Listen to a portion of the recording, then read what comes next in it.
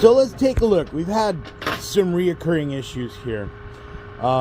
Namely, the code, what is it, 75, G not found, pin under the sweep wagon.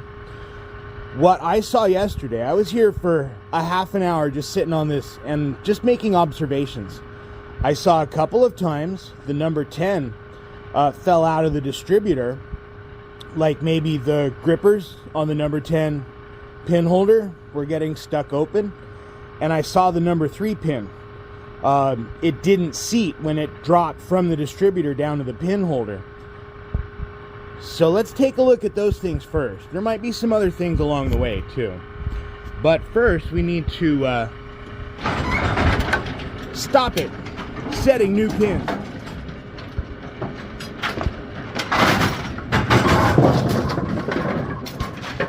Right there. Now, let's go out front. So let's look at our number 3 spot. What I'm going to do, I'm going to rotate the pin holders flat. And I'll show you what I saw. It looked kind of like this. Like the pin just didn't quite catch in there enough for the grippers to close around the neck. Or it dropped in and kind of ricocheted out, you know, and maybe it fell back in like that. I'm not sure. But what I want to do, first of all, we need to make sure this is placed on spot. The second thing we want to do is take a look up above. Are any of these wedges bent? Not really. They look pretty good. Is our slider functions? This helps to prevent the base from going too far forward, and helping to ensure that that lands properly in the grippers. The other thing we might consider is the pin guide on the back. Maybe we upgrade that to the advanced performance part. If you look back here on 7, we've got one on there already. So maybe we do that too. But we need to get our pin holders vertical again and look at our left to right positioning. So let's have a spot here, or take a peek at our spot here. We're ever so slightly shifted that way. It's not terrible. Is it causing our problem? Probably not, but let's go ahead and get it on spot anyways. So really what we need to do, we took our pin detecting plate off. We're just going to loosen our 4 bolts that hold our pin holder on. Sometimes you don't need a wrench on the back side. That is not one of those times. Definitely snug them up very well. So this is going to be a two-handed operation here.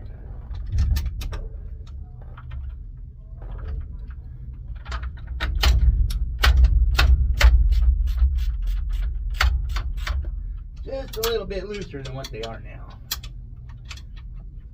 Please.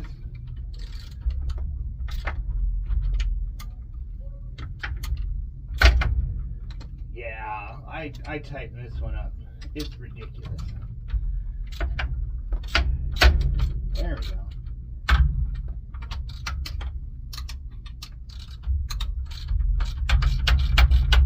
All right. Now, get our pin back in. So we need to go that way just a little bit. A couple of taps.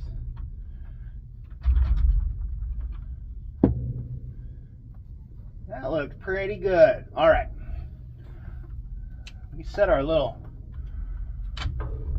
conduit cover keepers in there, and that'll help prevent it from sliding side to side as we tighten it back down.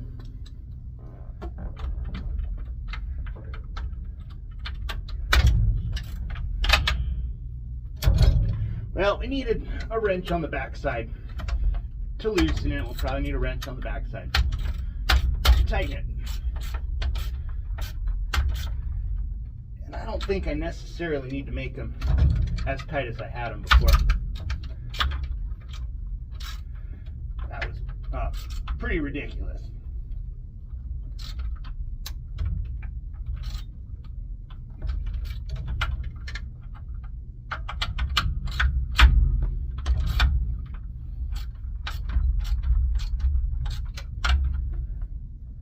That one's gonna bite.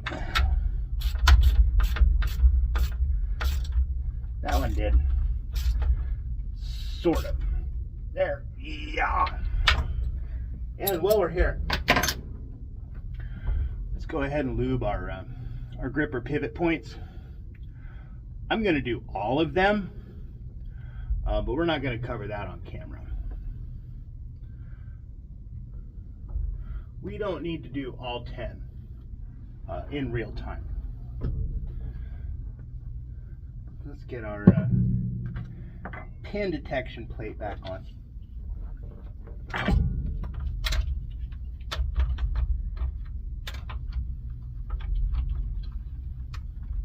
Please. And thank you. Okay. So, maybe, well, we could grab one of those AP pin guide stops. Let's do that real quick. Let's take a peek in here. That looks pretty darn good. Focus. Happy with that. Perfect. I didn't get it on camera, but I went through and I lubed all of the pivot points on the pin holders for the grippers. And we went ahead and lubed all of our pivot points for our swing shafts and our swing shaft connecting links. I know the table's a little dirty. We haven't gotten to swap this one out yet. So let's take a look at this OEM pin guide. There's a white dowel that goes in here to retain it. We're going to need to try and squeeze or press that dowel out. Easier said than done, especially when you're trying to look through a cell phone screen at the same time. So we need to pop those out, top and bottom. See if I can do this right-handed. Might work, might not work. I don't know yet. Yeah, it's working. Yeah. You can see the dowel pin sticking out in there. We can grab some needle nose pliers and pop them the rest of the way out. Unfortunately, I don't have needle nose pliers here. I gotta go back to the workshop. I think that I'm going to have to try to do this right-handed and kind of blind. Yeah, it's not gonna work. Why don't we try again? We're gonna have to stand on the distributor, or maybe punch those dowels out just a little bit farther. Yeah, sketchy stuff. Well, it's okay. Please come out. These pliers are what's the proper word? Craptastic. There's no more grip left on them. Yeah. Can you see how the teeth are all shiny? Yeah, that means they're flat. They've worn flat and they've lost some grip. So we might revert to caveman mode here, which is basically just forceful removal by any means necessary.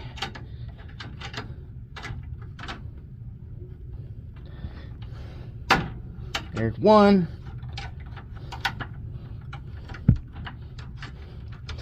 You know, we're not gonna recycle this piece of plastic. Gravity. Sorry, I stole that. Copyright. So we've retrieved all of our parts. We're gonna start our dowel pins. Just barely start them in there, right? They don't need to be pressed through yet.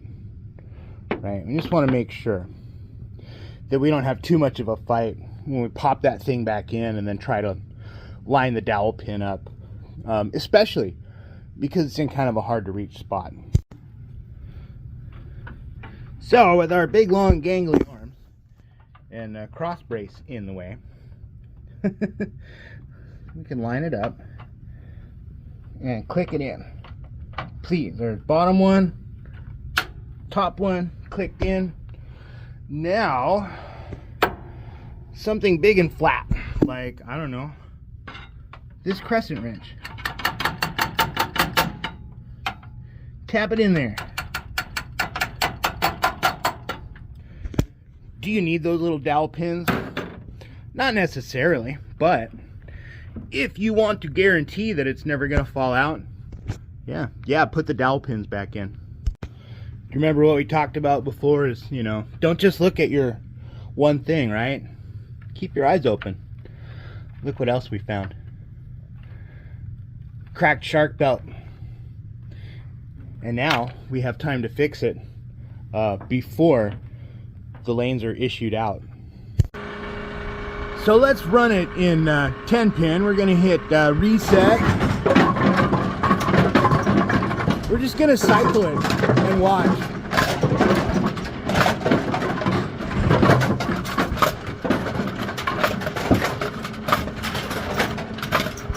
It's gonna be pretty hard to see the number 3 load in. Can you see the number 3? It's way back there.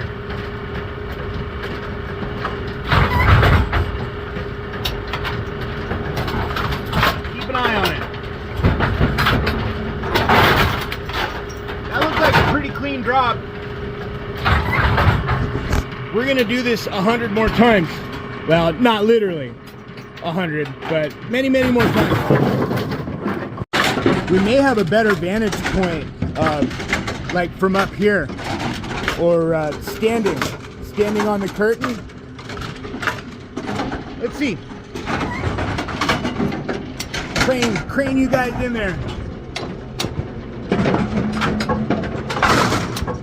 Looks pretty good. So we're in 10 pin and we're just hitting set over and over and over again. Basically simulating kind of like a strike detect. She looks good. So far, so good. I want to wait for all the pins to load back up before I hit the button again. I don't want the machine to wait for pins.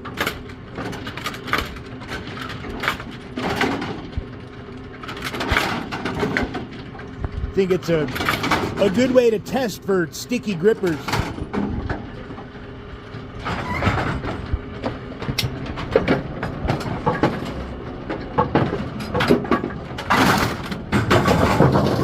That looked good.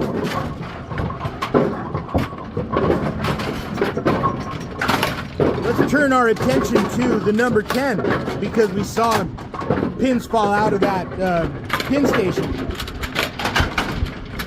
Do we have sticky grippers on that pin holder as well? We don't know yet, but we're gonna watch. We're gonna find out. Waiting for that pin to load.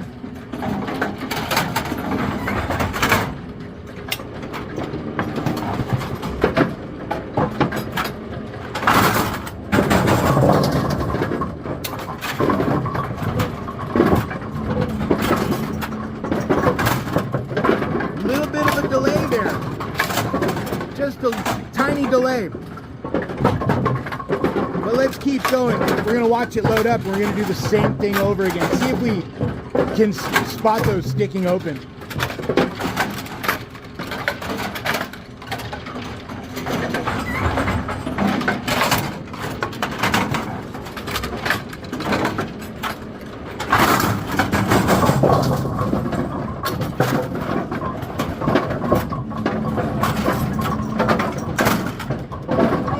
Bit. I don't know if that's enough to cause a problem. Maybe it just needed a little bit of lube in there, right?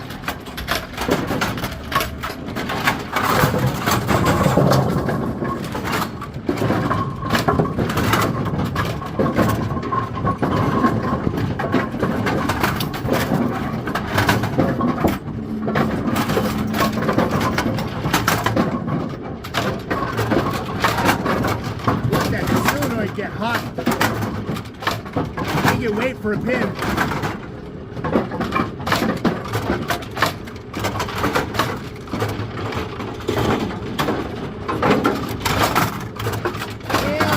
Yeah, tiny.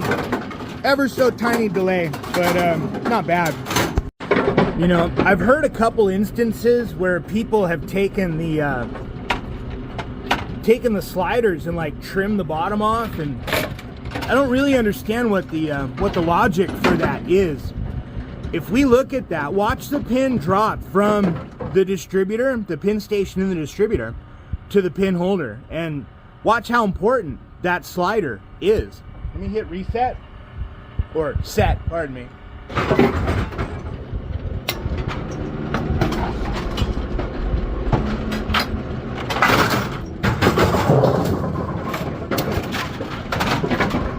It actually butts up against the base of the pin and prevents that pin from falling out of the pin holder as it transitions. Things are looking good here. I think a little bit of lube on that starting to work in, and I don't see it sticking. But we're gonna do it, probably, we'll do like 10 more frames. Keep a close eye on that. Keep a close eye on the 3-pin, but this should be good to go. So while we're here, take a look. Boop! You see how it kicked that pin out? The rear pin deflector on that side, something's up with it. I don't know what. But as the pins are going up the elevator and the head of the pin is facing the number 10 side, when it gets to that top corner of the rear elevator deflector, it wants to push the head of the pin out every single time. I think that the hole on that was made in the wrong spot during the manufacturing process. So we're going to change that rear elevator deflector out. We're going to grab the belt welder and replace, or not replace, but repair our split belt here on the Shark. Not going to do that on camera. We've done some of this stuff in the past. You can go backwards in time to some previous GS Pinsetter videos and find those in there. Let's find out if a different rear deflector on that right hand side has made a difference. Let's turn it back on. We're going to hit set. We'll watch our pins.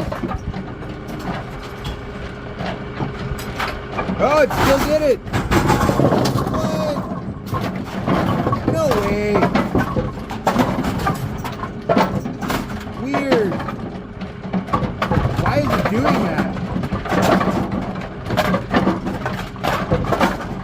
Crazy.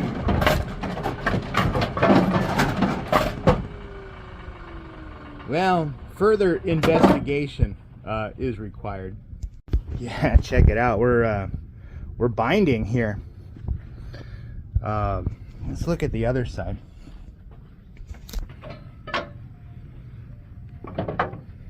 Got a little bit of a gap, ever so slightly, not much, but yeah, crazy. What in the world could be doing that? Is our frame bent, perhaps? Is it a bad batch? I don't know.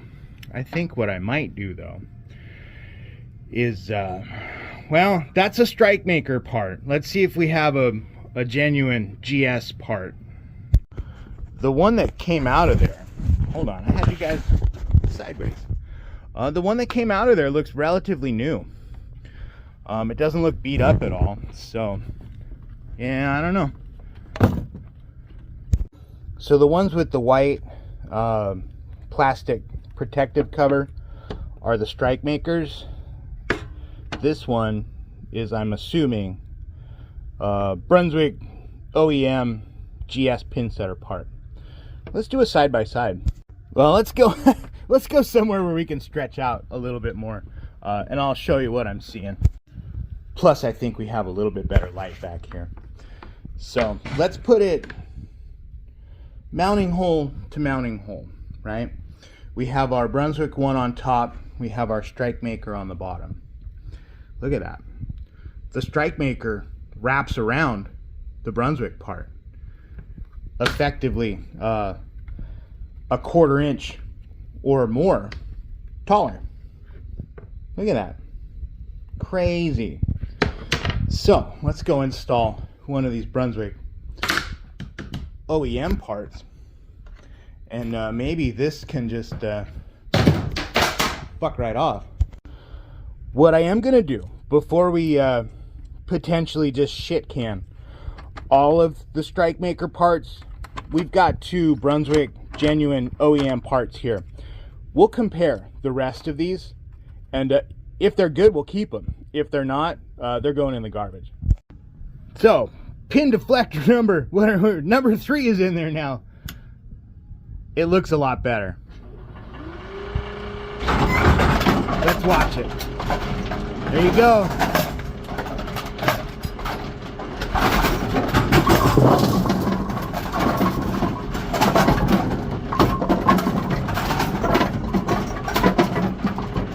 Beautiful.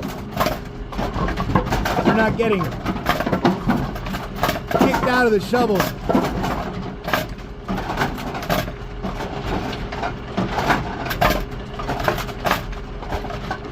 That was some crazy stuff, huh?